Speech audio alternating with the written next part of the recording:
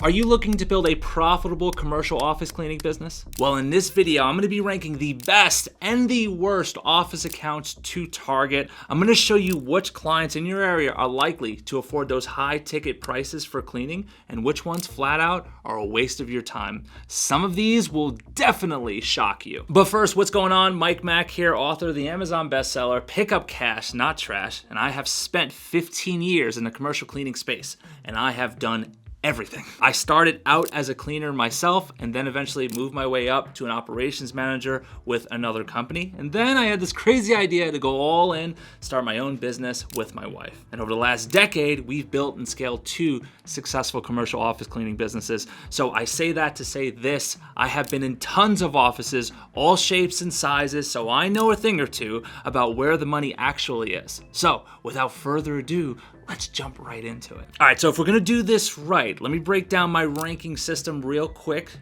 S tier is the absolute best accounts that you should build your business with. And F tier, run away. Pretty self-explanatory. Now I'm gonna go industry by industry, all the accounts that I've ever serviced. And one quick word of warning, we're gonna go rapid fire so this video doesn't become a 30-40 minute video. So let's start with professional offices. These are everywhere and probably what most people first think about when starting a cleaning business. All right, let's talk accounting firms. I put those in my C tier. Why? Because they are typically small offices without much high ticket potential. Next, insurance agencies. That's another C tier for me because most of them are flat out just too small. There are exceptions which would sway it to more of a B, possibly an A tier, but since size is a dominating factor, I gotta keep them in the C tier. Next, let's talk about call centers. Okay, this is A tier gold. And the reason for this is there are a ton of cubicles in these places. Talking about debt collection facilities. I'm talking about research facilities, cable companies. There's a ton of people in a tight space, all in a bunch of cubicles. So it has a lot of space, very simple cleaning, and they typically have a great budget for cleaning. All right, now let's move into the medical and health space. Now this industry is interesting because cleanliness is absolutely crucial here, which is definitely gonna work in your favor. Let's start with specialty clinics. See, this is a solid B tier because they charge premium rates, so they care about impressing their clients with cleanliness. All right, what about large medical offices? I got that in my A tier, no question. They need daily service and maintaining cleanliness is legitimately a non-negotiable. So the budget usually always follows with it. Solid A for me. Next, chiropractors, near and dear to my heart, but I gotta put them in the C tier. They are great clients, but these offices, most of them are just way too small to ever be high value. So they end up being at most 2 to 3 days a week. What about dental offices? Very popular. I have them in my B tier. Now I do have some dentist clients that I would put A tier, but ultimately it's always gonna keep coming back to size. Multi-chair practices could definitely be A tier, but with solo practitioner, where it's just one doctor, chances are it's gonna be a small practice, leaving it in the C category. All right, now let's shift gears to talk about retail spaces. This category has some of my absolute favorites, and it's also some I wouldn't touch with a 10-foot pole. So we're gonna kick off this category by talking about car dealerships. For me, this is my S tier. My personal favorite, easy to find, 5 to 6 day per week cleanings. You can almost pencil in any of the major dealerships at $5,000 a month. It really is that straightforward. And they need to stay spotless to sell shiny cars in any and all economies. So they have the budget and they're great clients to have. Now they are definitely my S tier, but now shifting gears from S tier to F tier, banks. Yes, banks. They have a ton of money. Why do they stink? For me, avoid at all costs because typically the larger banks, they insist on a net 60 and net 90 payment terms. Now, this has zero flexibility. It's not good. It's not a place that you want to be in. You always want to be getting paid up front for your cleaning so you never have cash flow problems. And if you see a potential account that won't honor that, then they're not the client for you. Whew! I had to let a little trauma out there for a second. All right, now let's jump to cell phone stores. T-Mobile, Verizon, they're everywhere. Are these good customers? Well, I have them in the D tier, and here's why. Most of them are simply way too small. There's not enough time to make it even a worth it job for somebody that you'd be potentially hiring. So because of that, no go for me. What about retail, boutiques, and strip mall stores? I know there's this belief of, oh, you get into a strip mall, you get one and then you get all of them. Mostly baloney, homie. D tier for me, way too small, not profitable. What about furniture stores? See, I got these in the C tier.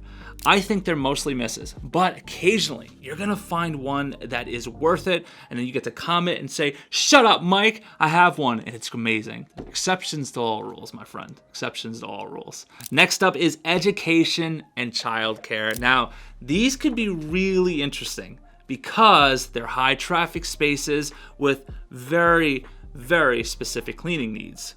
Starting with daycares. Now this is where I made my bread and butter with my second cleaning company. And I have them in the B tier. This was my first account for both cleaning businesses, happened to be a daycare, and I think they're great starter accounts. The reason why I don't have them higher, because again, we're up against that size limit. There are exceptions, but most of them gonna be around that B tier because they are great clients, and it is great being responsible of cleaning and disinfecting a school where people send their children. Let's move to private schools. A tier gold mines, large facilities with healthy budgets. Now, unlike public schools, they are typically outsourcing their cleanings to professionals like you and I. So this is perfect for us. You definitely want to target these and continuously target these.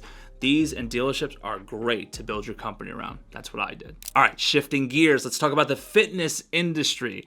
Now, these spaces have unique challenges, but could also be very profitable if you know what you're doing and what you're looking for. Let's start with gyms. See, gyms are A tier. Not all gyms, but certain gyms. Gyms like Equinox, like bigger, beautiful gyms. I would even say private studios that have a lot of foot traffic, like Boot Camp Gym. These are very good. And people are often shocked with how much detail comes with these smaller boot camp gyms. But what I learned was when there's so many people in a small area sweating, it creates so much extra dust, which means that this boot camp gym needs to have a pro cleaner in there consistently ridding the entire area of said dust. And then of course you have your bigger, nicer gyms. Kind of speaks for itself. A tier for me all day. What about CrossFit gyms and martial arts studios? Now, as much as I'm a MMA fan and I want to ride out and defend these martial arts studios, I have to put them in the B tier because the members often help a lot with the cleanup, which means for you as a private company, there's just not a whole lot for you to clean. These are still good accounts that I would try to land, but ultimately I'd put them more as a starter account. Definitely B tier. Now let's talk about yoga studios, C tier. Usually too small to be high value, but they are super easy to clean. So if you're in the beginning, go for it, but don't build your whole company around them. So what about physical therapy clinics? Well, see, these I have in the B tier. Now these offices are some of the easiest to clean in the entire world, but most of them, again, we keep coming back to the fact that they are way too small to be anything higher than B tier. I mean, if they were larger, and if you could find a large one in your area, definitely A tier material. All right, moving on to hospitality and entertainment venues. Now, a bit of a mixed bag here. These can be large spaces with unique scheduling challenges. So let's kind of break out the major ones one by one. Let's start with movie theaters. B tier for me because they're huge and there's definitely good contract potential, but the timing is tough. See, the cleaning happens at night, which does complicate staffing, especially if the movie theater doesn't close till 10, 11, or even 12. About event venues and banquet halls. See, solid B tier here. Again, mixed bag, but if you get the right one, it's definitely amazing. But again, scheduling can be unpredictable, and I'm much more, I just want steady, Monday through Friday, Monday through Saturday, consistent cash flow. These types of accounts do concern me a little bit, but they are the B tier, so if you have the opportunity, I say go for it. All right, what about bowling alleys? For me, C tier. Did one in the past, wasn't impressed. Just honestly, they're okay filler accounts, not really for me. But let's talk about one that absolutely is for me, and that is golf course clubhouses. A-tier standouts, and here's why. There's lots of ground to cover. They have incredibly high standards, and for you, the business owner, it's actually great networking opportunities while you're there. So I highly recommend targeting these types of clients as well. Okay, now let's talk about industrial spaces. See, most cleaners or business owners, they get excited about these types of accounts because of their size. But size isn't everything in this type of business. I'll explain. And let's start with your general warehouses. See, these I'm gonna have to put in the C tier.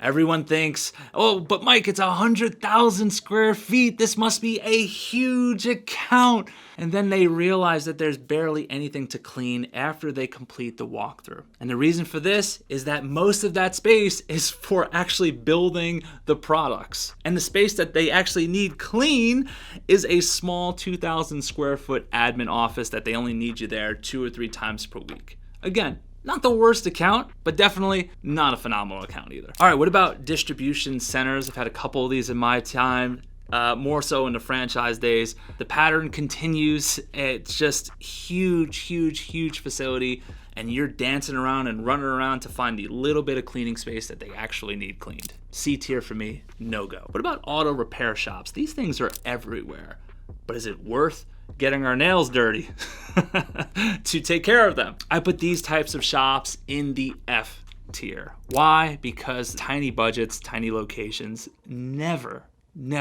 a recipe for success. All right, so maybe not the best industry. Let's talk about government and non-profit spaces. Now, these could be stable long-term contracts if you navigate the bureaucracy. So let's start with like the most government building ever, in my eyes, the DMV. And other city buildings. So I got these in B tier because these are solid accounts that are going to be super reliable, but ultimately it could come with a lot of headaches to actually land this type of client. So there's a lot of up and down there, not really my cup of tea. But if you could pull it off, I think you should do it. What about libraries?